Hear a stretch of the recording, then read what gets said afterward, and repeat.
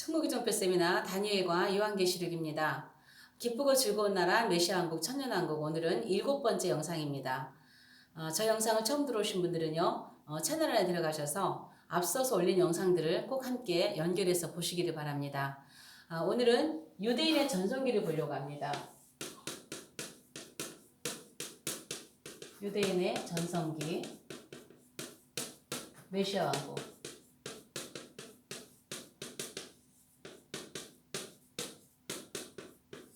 아마도 세계에서 가장 슬픈 민족이 있다면 유대 민족일 것입니다. 그들은 유대인이라고 하는 그 이유 하나만으로 전 세계 디아스포라로 살면서 AD 70년 성전 멸망 이후 그들은 정말 세계에서 정말 슬픈 민족이 되었습니다. 인종 청소라고 하는 미명화의 2차 대전 후에는 정말 수없이 많은 그 유대인들이 너무나 비참한 죽음의 행렬을 가야 했었습니다. 비록 이 땅에서는 유대인들이 지금도 그 수도를 하나 정하는 것도 전 세계에서 그렇게 반발을 하고 반대를 할 만큼 그들은 전 세계에서 지금 이 땅에서는 환영을 받지 못하고 있습니다. 그러나 이제 이 유대인들이 지금은 비록 저렇게 예수님을 십자가에 못 박고 메시아를 인정하고 있지 않지만 저들이 이제 하나님의 시간이 되면 하나님의 계획의 시간이 되면 이제 민족적으로 하나님 앞에 돌아가게 될 것입니다.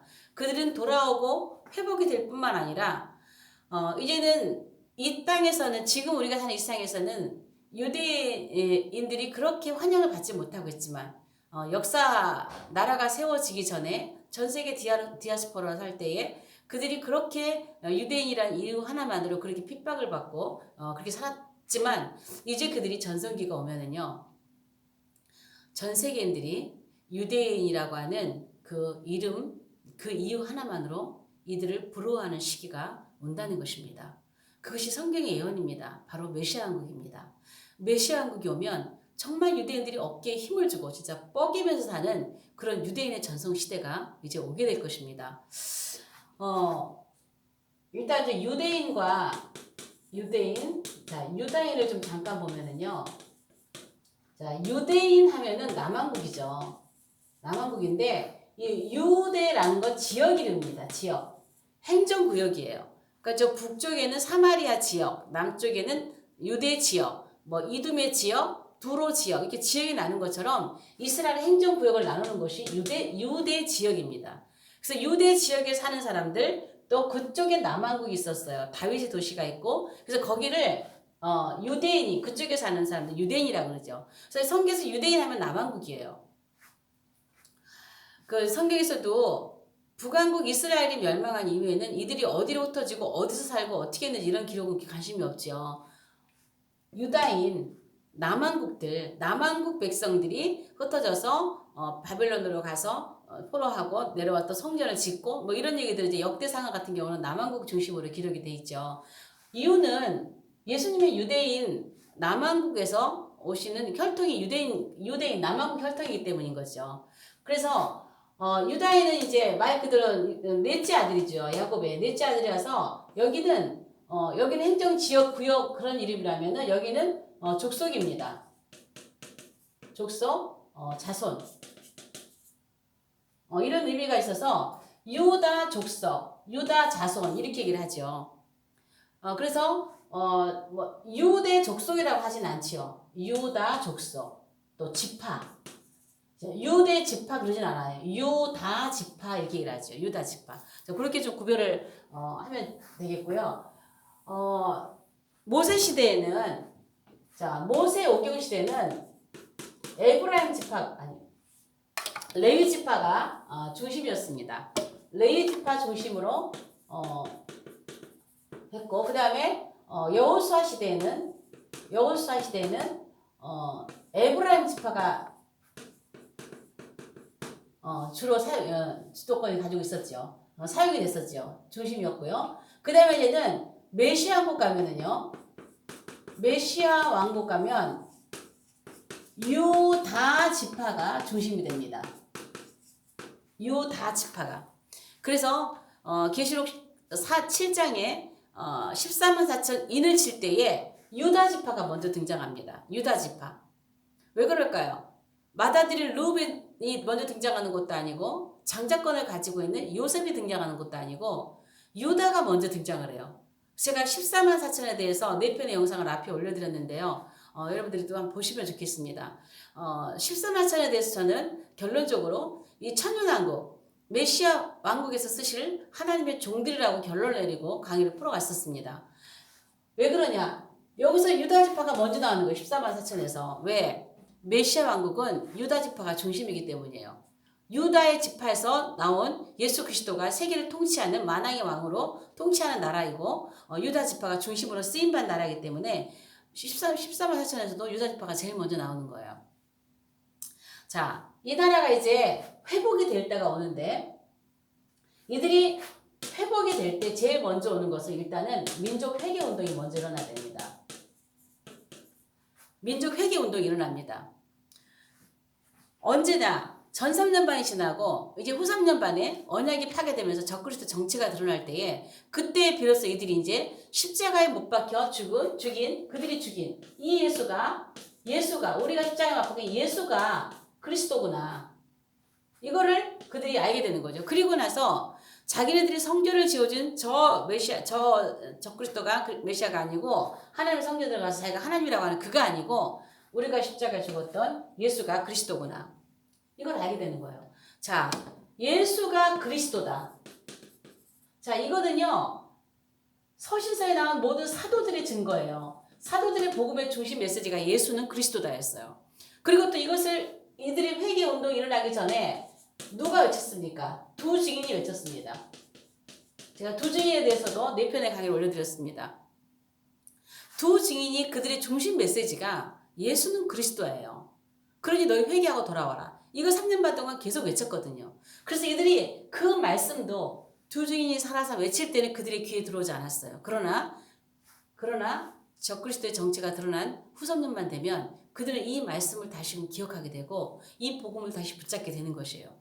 그래서 이들이 민족적으로 회개의 운동이 일어나게 되는데 스가랴 12장 10절에 또 스가랴 13장 1절에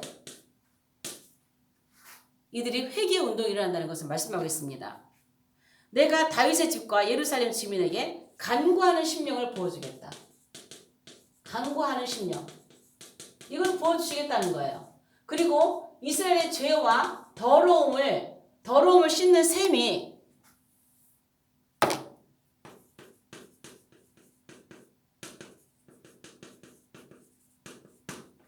이렇게 회개 운동이 일어나는 거예요. 다윗의 족속과 예루살렘 주민을 위하여 설 것이다. 회개 운동이 일어난다는 거예요. 그러면 이들은 회개 운동이 뭘까요? 지금 물론 이스라엘에 가서 많은 복음을 전하는 분들이 많이 계세요. 이스라엘 회복을 위해서. 물론 해야 됩니다. 한 사람 한 사람이라도 이스라엘에서 돌아와야 됩니다. 그리고 마지막 때이기 때문에 이들이 또 이렇게 돌아오고 있습니다. 그러나 이들이 궁극적으로 돌아오는 것은요. 어떤 누구의 전도를 통해 돌아오는 거 아니에요. 후 3년 반 되면 그렇게 전도할 수가 없습니다. 복음을 그렇게 전할 수도 없습니다. 이들은요. 하나님께서 때가 되면 성령께서 부어주시는 겁니다. 성령께서 이들에게 간구하는 심령을 주시는 거예요. 이거를 부어주시는 거예요. 이걸 부어주시니까 이들에게는 회개운동이라는 거예요. 그래서 이스라엘 백성들의 DNA 속에는요. 시간이 되면 하나님 앞에 회개하고 돌아오는 민족 회개운동이 일어나게 되는 그 DNA가 들어있습니다. 때가 돼야 돼요. 시간이 돼야 돼요. 그래서 이들은 이렇게 회개운동이 일어나면서 회개를 하면서 이들은 극심한 환난기를 들어가요. 야곱의 환난기라고 그러죠. 한 일에 환난기에 들어가는데 이들의 환난기가 하고 있는 것을 이렇게 좀 보여주는 것이 이사야 26장인데요. 이사야 26장에 이렇게 보면은 그들이 이렇게 막 회개를 하는 거예요. 여호와여 17절부터 이사야 26장 17절부터 등장하는 말씀이 여호와여 잉태한 여인이 상기가 임박하여 산고를 겪으며 부르짖음같이 우리가 주 앞에서 그와 같습니다. 지금 우리가 정말 산고가 그 고난이라고 하는 것이 여인의 산고에 비유하고 있잖아요. 그 산고가 여인 잉태한 같이 우리는 그와 같은 이다. 부르짖으며 임박할 산고를 겪으며 부르짖음 같이 우리가 주 앞에서 그와 같으니이다. 우리가 잉태하고 산고를 당하였을지라도 바람을 낳은 것 같아서 뭐라냐면요. 땅에 구원을 베풀지 못했대요. 이거 회개하는 거예요. 왜요? 이들은 복음을 받았잖아요. 복음을 받았는데 이들은 이 복음을 전 세계에 가지고 가지 않았잖아요. 유대인들은. 물론 바울을 통해서 전 세계 확장이 됐습니다. 바울을 통해서. 또 베드로를 통해서 유대인들에게 또 확장이 됐습니다. 그렇지만 개인적으로 이렇게 확장을 했지만 민족적으로는 복음을 전하는 이 세계 구원을 베풀지 못한 거예요. 그리고 뒤에서 뭐냐면요. 세계의 거민을 출산하지 못했대요. 이거 회개하고 있는 거예요. 뭘로? 복음으로. 천국 복음으로 전 세계 사람들에게 복음을 전해야 되는데 지극히 작은 이 바울 한 사람을 통하여 전 세계 복음 확장되었고 베드로를 통해서 그나마 유대인들을 그래서 우리에게 복음을 다 준 사람은 유대인들이잖아요. 12제자나 많은 사람들이 복음을 듣고 우리에게 준 건 유대인들이에요. 근데 이 유대인들이요. 개인이 아니라 민족적으로 전 세계 거민을 출산하는 때가 와요. 이들이 이거 못한 걸 회개하고 있는 거예요. 왜? 이들은 출애굽기 19장에서 세계 제사장 민족으로 부름받았거든요. 그런데 그 제사장 민족의 사명을 감당하지 못했어요. 그래서 우리가 복음을 받았으면서도 그 복음을 가져온 주님을 십자가에 못 박여 죽게 하고 구원을 베풀지 못하고 세계의 거민을 출산하지 못했습니다. 이게 회개하고 있는 거예요. 그렇다면 이들이 이거를 회개해서 끝나면 될까요? 주님 세계의 거민을 출산하지 못했습니다. 이 땅에 구원을 베풀지 못했습니다. 이 회개로 끝나면 되나요? 회개했으면 회개하고 돌아와야죠. 어떻게? 세계의 거민을 출산하는 이 일로 하는 대로 그 자리로 돌아와야 되는 거죠. 그래서 이렇게 이들은 극심한 환난기를 거치면서 이 사명을 감당하기 위해서 이제 마지막 사명을 감당하게 되는 거예요. 마지막 사명을. 어디서요? 메시아왕국에서입니다. 여기서 이 사명을 감당해야 됩니다. 여기에서 이들은 제사장 사명 감당해야 돼요. 물론 우리 대한민국이 제사장 나라라고 하죠. 물론 그렇게 말을 들을 만큼 전 세계 복음을 가지고 나아가고 선교사가 가장 많이 파송된 미국에서 제2위로 파송된 인구 비율로 하면 우리나라가 세계 1등입니다. 1위입니다. 인구 비율을 보면. 이렇게 제사장 민족의 사명을 감당하고 있습니다. 그러나 문자 그대로 이스라엘 민족이 제사장 사명을 감당해야 돼요. 이스라엘 민족이 세계의 거민을 출산한 일을 해야 돼요. 회개하고서 다시 돌아와서 그 일을 해야 되잖아요. 그거를 메시아국 가서 한다고요. 자, 그럼 이들이요. 메시아국 가가지고요. 이들이 출애굽기에서 부름받았던 그 사명 감당하지 못했던 것을 감당하는데요. 이사야 61장 6절에서 9절에 쭉 나오는 말씀인데요. 메시아국 갔어야 이들이 비로소 너희들은 하나님의 제사장 사명 감당합니다. 이들이 비로소 제사장이 됩니다. 이제는 이렇게 이들이 불려질 것입니다. 그리고 하나님의 봉사자가 됩니다. 그리고 이들은 복받은 자손이라고 인정받습니다. 복받은 자손. 자, 이사야 66장 19절에 보면은요. 이들은요. 세계 선교사로도 파송을 해요. 천년왕국에서 후손들이 계속 태어나잖아요. 그래서 인구가 계속 늘어나요. 어떤 사람은 천년왕국 지나면 지금의 인구가 같이 70억 정도로 늘어날 것이다 얘기하거든요. 전 세계 후손들이 계속 태어나는데 이들에게 여호와를 가르쳐야 될 거 아니에요. 각 나라에. 그래서 이스라엘 백성들을 먼 섬들로 보냅니다. 여호와를 알지도 못하고 여호와의 영광을 알지도 못하는 사람들에게 이스라엘 백성이 전 세계 선교사로 파송이 됩니다. 얘기를 하는 거예요. 더 중요한 거는요. 스바냐 3장 20절에 보면은요. 천하 만민이 참 놀라운 말이에요. 천하 만민이요. 칭찬과 명성을 얻게 해요. 천하 만민으로부터 칭찬과 명성을 얻습니다. 지금 이스라엘 나라는 이렇지 않지요. 제사장님도 감당하지 못하고 하나님의 봉사 이런 일 하지 못해요. 왜냐하면 이스라엘 백성들은요. 이스라엘 유대인으로 태어나기만 하면 그냥 천국 간다예요.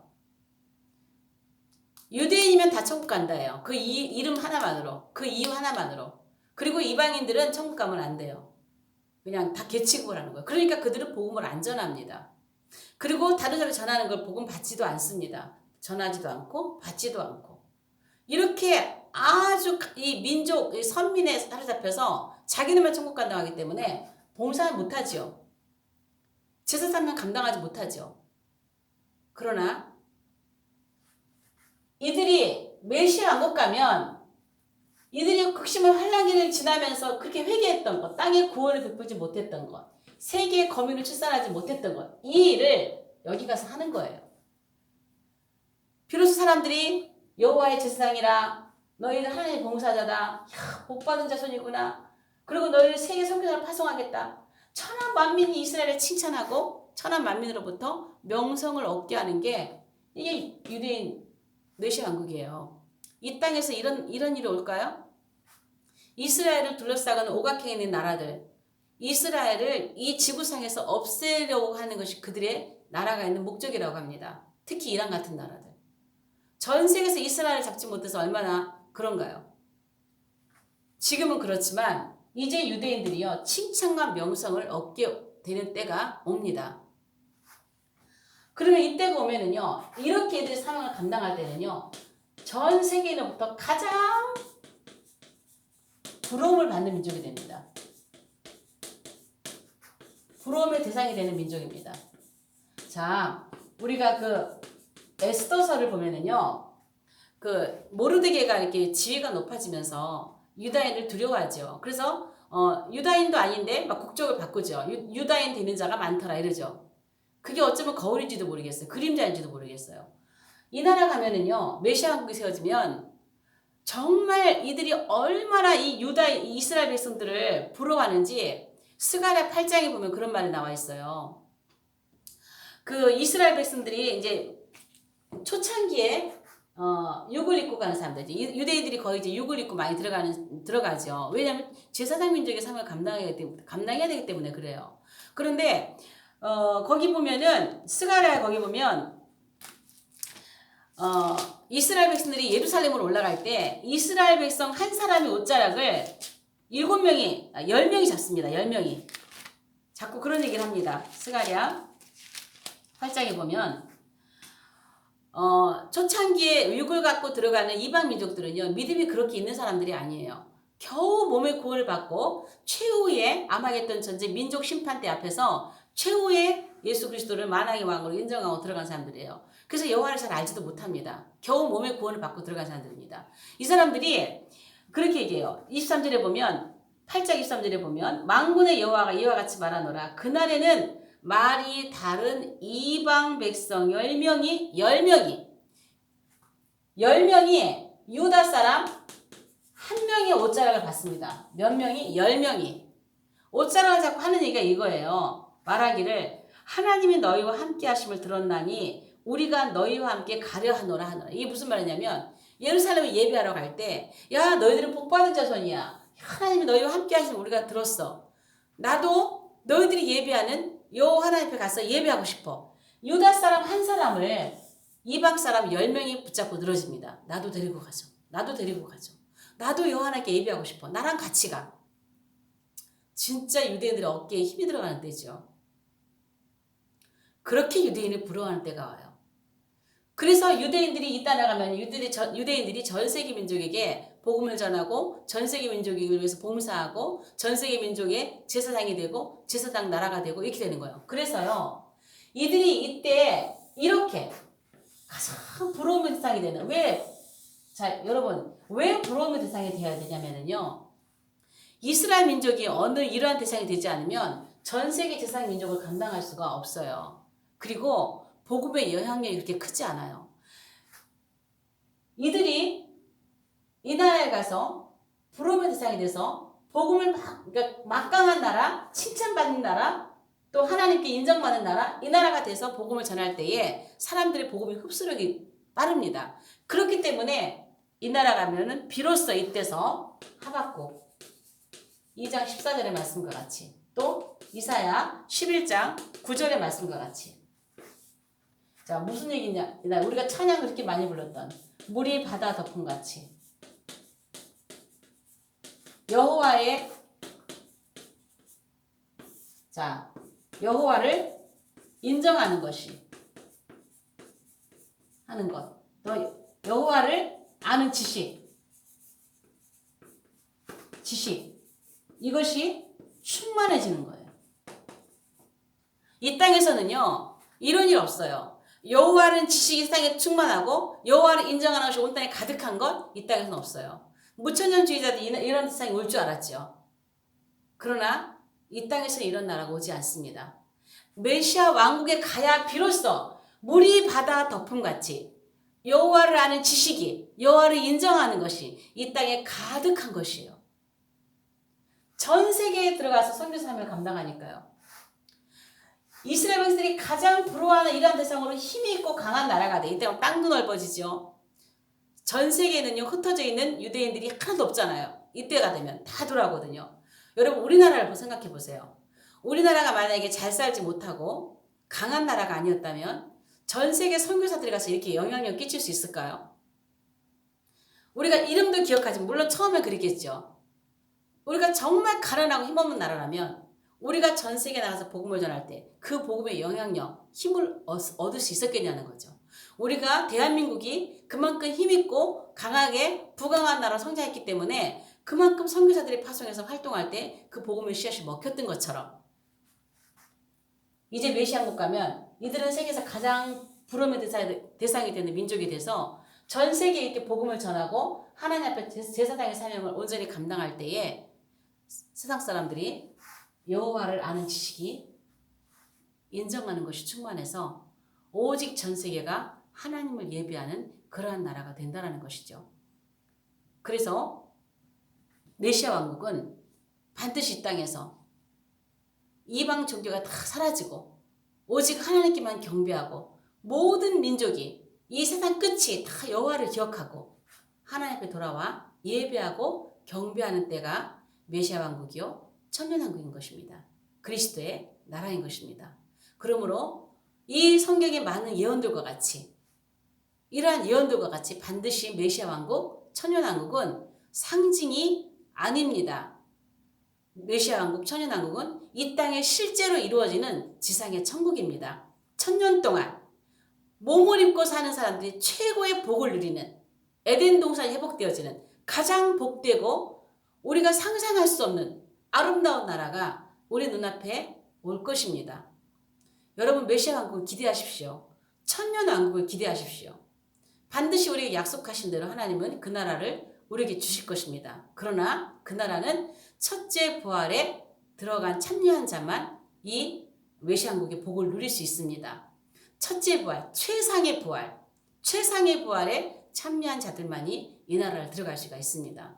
이 나라의 영광을 또 복을 누리고 들어갈 때 영원한 나라의 복은 보장이 된 것입니다. 그러므로 여러분 천년왕국을 상징으로 보지 마시고 실제 있는 나라로 성경에 그토록 예언해 주신 메시아 왕국이 유대인과 이방인이 함께 복을 누리는 나라로 우리 앞에 다가올 것을 믿고 그 나라를 사모하고 준비하시기 바랍니다.